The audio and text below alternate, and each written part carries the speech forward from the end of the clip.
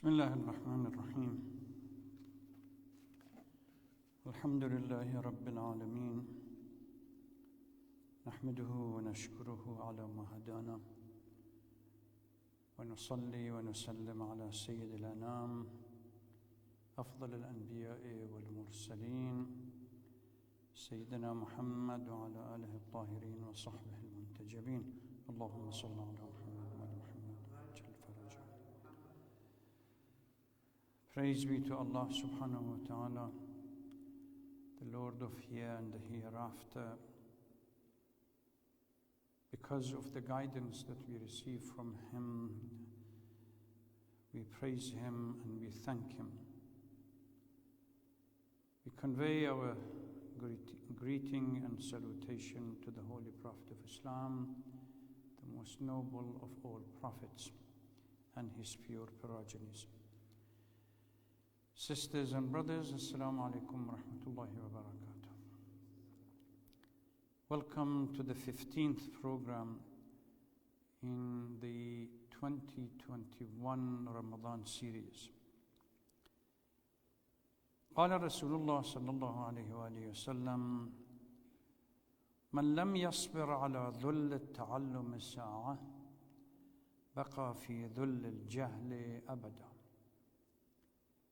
If people or whoever does not bear the difficulty and the toil of learning for a short while, will stay in permanent ignorance forever.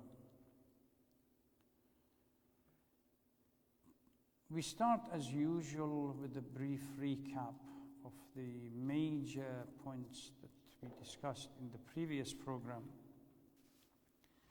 Last program, although it was primarily focused on the life of Imam Hassan salawatullah wassalamu alayhi, but to begin with, a story that one of the authors had stated or narrated regarding the relationship between the Holy Prophet and people of Medina, or disciples, those who were around him, and how they submitted to his command in the absolute sense. Then I moved to the life of Imam Hassan and pointed out that although the principle, from the principal philosophical point of view, Islam is nothing more than a leadership. Leadership and the power of the leader are central to the structure of Islam and to Islam itself. And then if we were to compare how successful the relationship between those who were around the Holy Prophet and the Holy Prophet, and then compare them to what happened during Imam Hassan salawatullah salam alayhi, in which, according to the tradition, Imam Hassan was a copy of the Holy Prophet.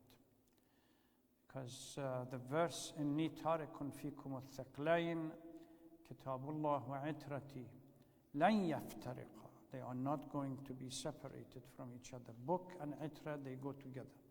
And all people knew at the time who Imam Hassan was and his relationship to the Holy Prophet and everything else. But unfortunately, their unique orientation towards the material life removed the synchrony that should have existed between the leader and those who are going to be led.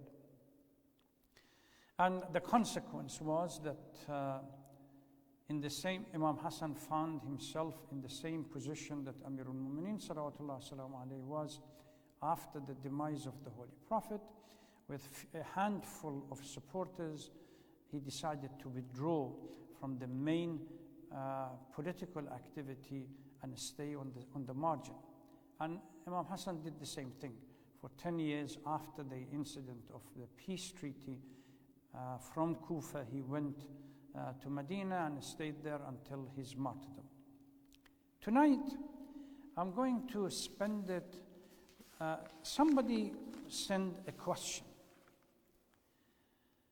They said, since we are dealing with the life of the Holy Prophet,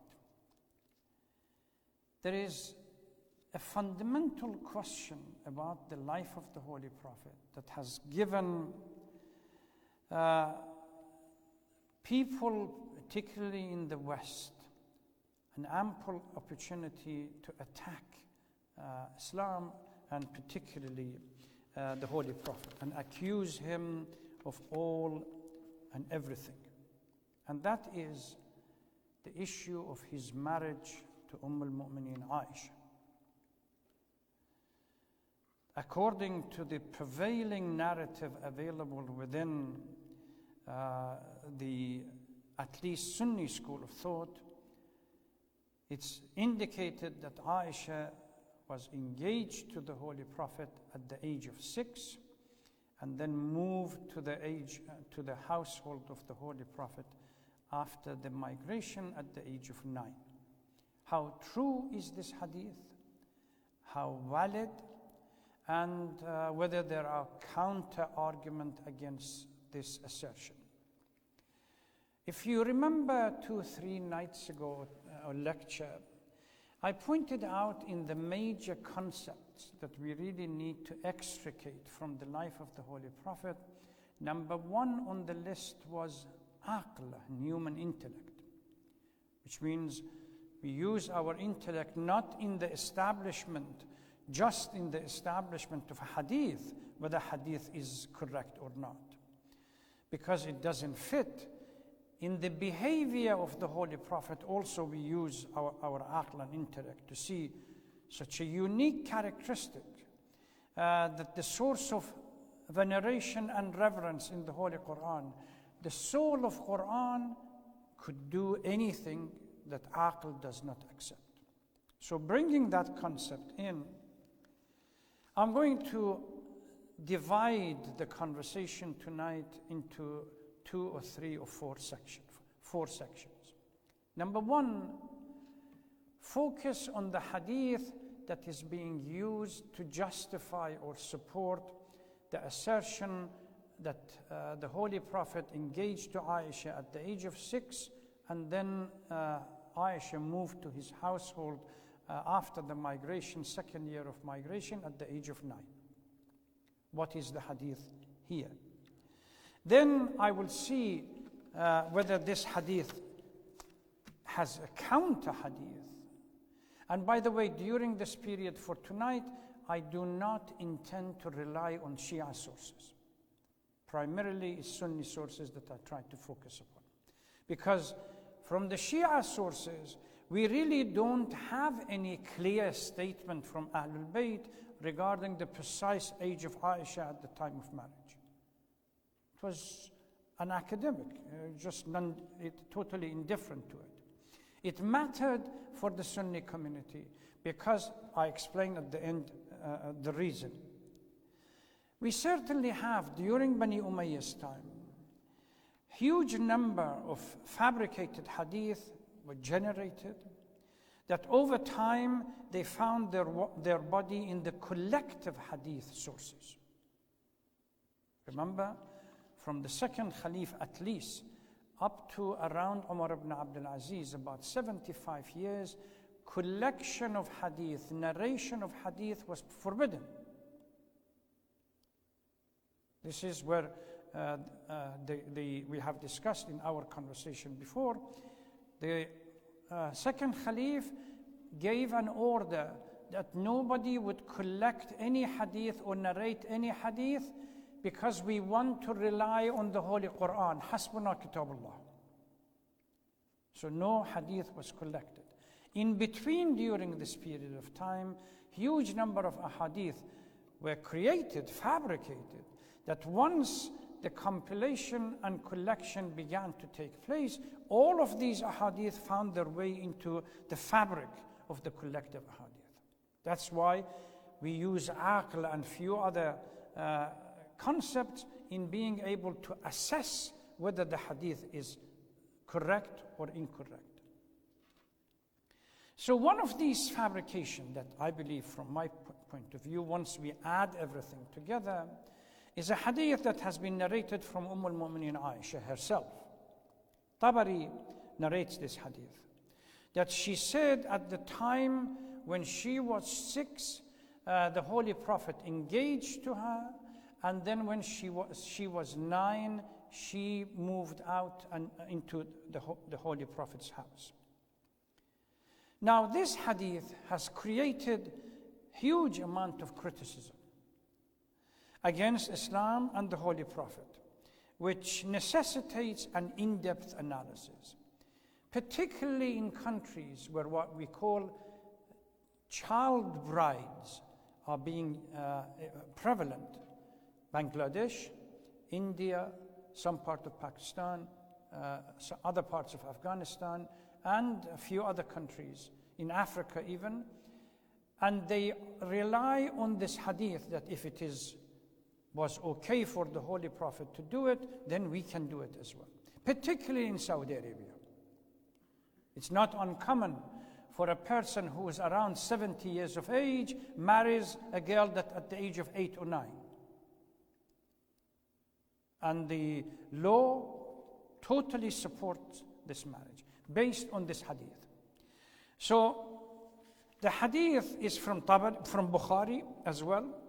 It is reported from Aisha herself that the Prophet married me when I was 6 and I moved into his house when I was 9.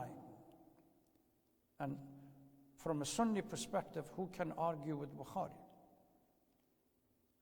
One of those untouchable books. So the notion that the marriage took place at the age of 6 and then consummated at the age of 9 comes from one of the main sources of the hadith in the Sunni text. A clarifying note here that it is not only the Shias that are challenging the validity and the authenticity of this hadith.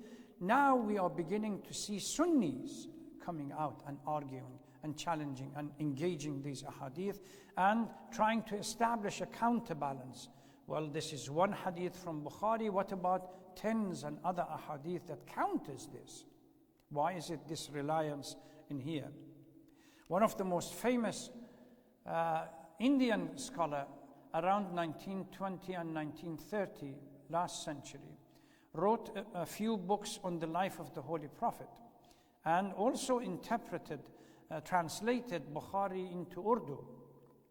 In one of the footnotes that he argues against this hadith, he says, a great misconception prevails at the age of Aisha as to the age of Aisha when she married the Prophet.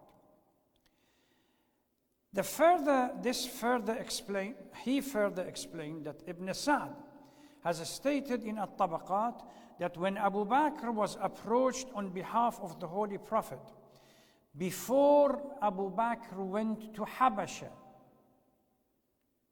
remember, keep this in mind. If the assertion that she was 6 when the engagement took place, and this is close to the end of the Mecca period, around 13 years after the proclamation. Take away 6 from 13, it puts it around the age of 7, around the year 7 after proclamation. The journey to Habasha, that Abu Bakr was one of them, under the guidance of Ja'far ibn Abu Talib, was around year 6. So if somebody comes to Abu Bakr before he leaves for Habasha and says that I represent the Holy Prophet and I have come to ask the hand of your daughter for the Holy Prophet, he responds that unfortunately at this time Aisha has been promised to another person Jubair, and I will not be able to say yes or no until I speak to Jubair and see whether he wants to continue with the engagement or not. At the year 6, around that period, somebody comes to Abu Bakr and asks for his daughter's hand in marriage for the Holy Prophet. This is year 6. And he says that at that time, his daughter has already been engaged to somebody else. This certainly does not fit with the notion that she was only 6 when the Holy Prophet, when the engagement took place, around the year 13 after Ba'tha, which is just close before the migration. Furthermore, again, another hadith narrated in, again, Bukhari, from al-Mu'mineen Aisha, that reported to have stated that when the chapter of Moon al-Qamar was revealed, which is the 54th chapter, she was a girl playing around and remembered certain verses of the chapter. Now, according to commentators of the Holy Quran, the chapter Al-Qamar was revealed around the year 5th or 6th after proclamation. Now, if that hadith is correct, it indicates that at the time of revelation of that chapter, she was probably around 5 or 6 years old, which puts her age, her birth, at most at the beginning of the proclamation, first year or just before it. So she will be 5 or 6 years old, which is around 6 years old. Now, leading to the conclusion that she could not have been 6 at the time of the engagement, which is the year 13 after Hijrah. Now, later research around, this is the end of the footnote that Maulana Muhammad Ali, which is not a Shia, a Sunni scholar, concludes. Later research have supported this conclusion. At-Tabari in At-Tarikh has used a different angle. He said, in the time before Islam, as a historian, in the time before Islam, Abu Bakr married twice. First to Fatila bint Abd al-Uzza or Uzzi. From that marriage, he had 2 children, Asma and Abdullah. Then he married Doman, which is the mother of Aisha and Abdul Rahman, and she had 2 children, which is Aisha and Abdul Rahman. Abu Bakr had 4 children before Islam. Now, if the least that we can say is that Aisha was born before Islam, according to the Tarikh al-Tabari. Historians have also stated that the relationship between Asma and Aisha, Asma is 10 years older than Aisha. So the first girl that was born to Abu Bakr is 10 years older than Aisha. And they say that Asma, at the time of migration, which became the wife of Talha, Zubair, Abdullah ibn Zubair, mother of Abdullah. At the time of migration, she was 27 years old. Now, putting the 2 hadith together, Asma is 10 years older than Aisha. At the time of migration, she is 27 years old. So what does it say as a conclusion, or the only age that she must be at the time of the migration is 17 years old. Certainly not 6. 17 or 18. And accordingly, the time of marriage that took place 2 years later makes her around the age of 19, certainly not 9. So there is about 10 years gap missing from the whole relationship. Asma older than Aisha by 10. Simple mathematics. At the time of migration, she is 27 or 28. Then the youngest sister must be around 17 or 18. Ibn Kathir, in his book Al-Bidayah wa Nihaya, puts it in the following manner. He says, Asma died in the year 73 after Hijrah at the age of 100. And she was older than Aisha by 10 years, which reinforces this concept of beginning of Hijrah. She was 27, at least 27 years old. So in addition to 73, makes her 100. Bukhari records a statement from Aisha, since I reached the age, another countering statement. You see, what I find it difficult, going back to the hadith at the beginning, if we don't spend a little bit of time reflecting on these ahadith. Why? Because it's more convenient for us to follow the herd, then we will remain in the absolute ignorance forever.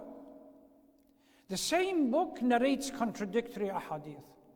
And then we cherry pick, we focus on one because it's easy to maintain the status quo and we don't want to argue against it. Bukhari narrates from a statement from Aisha. Since I reached the age, I can remember my parents were following religion of Islam, which put her birth before Islam to remember her parents' conversion to Islam. If a child says, I remember during my early age, or a person says, during my early age, I remember my parents converting to Islam and practicing Islam. Abu Bakr and a number of the other individuals were around the year 2 or 3 after proclamation, they converted to Islam.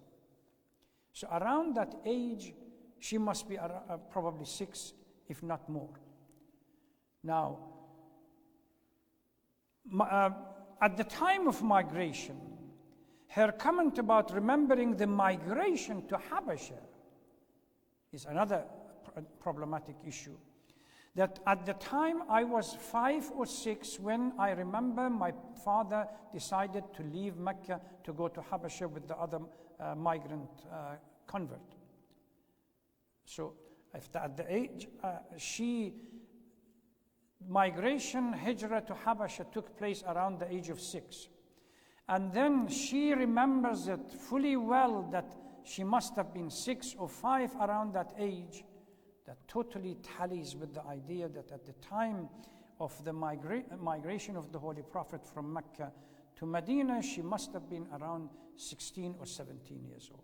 Certainly not 6. In another hadith by Bukhari, you see, it just makes one's mind boggle.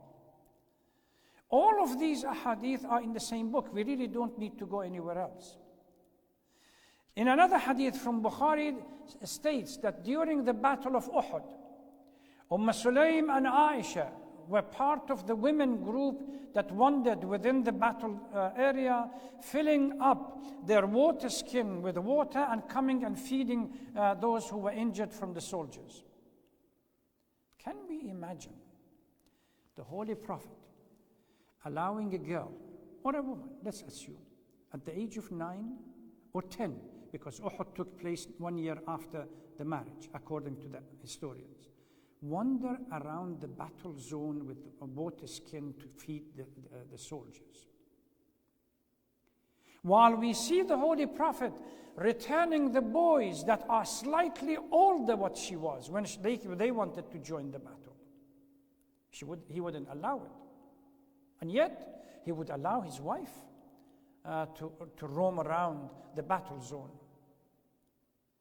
It just does not make sense. If the mythology is correct, then Aisha must have been 10 during Uhud's period. So a girl at the age of 10 wandering around the battle zone. giving water to the injured soldier, which was, the Holy Prophet did not consider it to be suitable for the young teenagers. The next question is actually, when did the Holy Prophet marry Aisha? Let's look at evidence. Al-Dhahabi, in his book Tarikh al-Islam wa Wafayat al-Mashahir, narrates that after the demise of the Sayyidah Khadija, the Holy Prophet married Sauda bint Zam'a bin Qais, and she was the only woman at that time for 4 years before he married Aisha. According to the history, we touched upon this a couple of nights ago, Khadija is Am al-Huzn, in which Khadija and Abu Talib died. Am al-Huzn is around 10 after proclamation, after call, 3 years before the Hijrah. So for 4 years, the Holy Prophet had married Sauda bint Zam'a, from year 10 at least up to the first year of Hijrah. So Aisha was not around. And Aisha joins the Holy Prophet after that, which is the second year of Hijrah, after migration. Now, if we add other evidence that have been added up by a number of other scholars, Asqalani, Haythami, Juzuri, Ibn Asakir, At-Tabari, and others, they all state that Aisha at the time of migration was 17 years old. And 2 years later, according to the hadith of Dhahabi, that for 4 years the Holy Prophet only had one wife, and that was Sauda bint Zam'a, makes the marriage second year of Hijrah, which puts the age of Aisha around 19 years old, not 9. And that would fit now, that would tally with the issue of the story about Uhud, because by then she was 20 years old, relatively mature in the Medina context, allowing the woman to go out. But certainly it doesn't work with the notion of 9 or 10 years old. And another evidence, time of accepting Islam with Aisha. Now, they are Ibn Hisham, Maqdisi, and a number of others. They say that Aisha and her sister converted to Islam among the early ones within the period that da'wah was taking place in khafa, which means in secret. At least for the first 3 years, the da'wah was in khafa, until Allah subhanahu wa ta'ala commanded the Holy Prophet to go to and talk to his family, and he invited everybody, or the household, and proclaimed to them that Allah has given me the responsibility of guidance. So within 3 years, she converted to, and Asma converted to Islam. Certainly, if she was 5 or 6 even by that time, that would put her around the age of 17, 18, even at the time of Hijrah, let alone before it or after it. Otherwise, the prevailing 9 years old at the time of the marriage would put the birth of Aisha around the year 6 or 7 after Hijrah. She would not have been present during those periods of khafa to convert to Islam. Another supporting argument, again narrated by themselves, they say that Aisha died at the age of 70, year 57 after Hijrah. Now, 57 after Hijrah, you take away, when she was 70, take away 57 from 70, gives you at least 13 or 14 years of age at the beginning of the migration. Certainly not 6 or 7. The next question is then, why all this falsification during Bani Umayyah's period? First of all, it was a political action that they wanted to demean Ahlul Bayt, and particularly Sayyidah Khadija. Because Aisha herself has said, I felt no envy towards anybody else as much as I felt envious towards Khadija because of the number of times that the Holy Prophet used to talk about her and how great she was. So Bani Umayyah comes and constructs this hadith to favor one wife as the most liked, most loved individual, and even they talk about other things compared to the Ahlul Bayt, which was Khadija and Fatima Zahra. There is another claim by historians that all this was done to prove at least to negate the marriage that she had with Jubair ibn Mut'im. All the narratives clearly state that she wasn't married before, because she got married or engaged to the Holy Prophet at the age of 6 and then 9. But it clearly indicates that historically we have ample proof to argue against it. Sayyid Ja'far Murtada al-Amili, one of the great scholars in Lebanon, and he has a huge number of books about the life of the Holy Prophet, and I believe in volume number 11 he focuses on the hadith regarding this particular issue and proves that, again, from Ahl Sunnah, the time of migration she was around 17 years of age, and the time of marriage she was at least 19. Recently I read an article by a sister, Dr. Suhaila Zain al-Abidin Hamad in Saudi Arabia, in which she argues the same thing. She says all evidence, and this is now a Sunni scholar in Saudi Arabia, all the evidence clearly states that she was at least 19 years of age at the time of the marriage. I read an article some times ago from Hindustan Time. I told you this concept has created huge amount of problem in countries where young brides are taken and the government is not prepared to defend them, or at least the community is not prepared to defend them. The Hindustan Time, May 9, 2009. The author is Fazlur Rahman. He argues that the Prophet could not have gone ahead and marry a child that physically and intellectually immature. And he uses one of the verses in the Holy Quran. He says, if you go to Surah An-Nisa, verse number 6, regarding the orphan girls, if you have their wealth, you are qayyim, you have their wealth and you supervise their wealth. If you want to give them their wealth, make sure فَإِنْ آنَسْتُم مِّنْهُمْ رُشْدًا.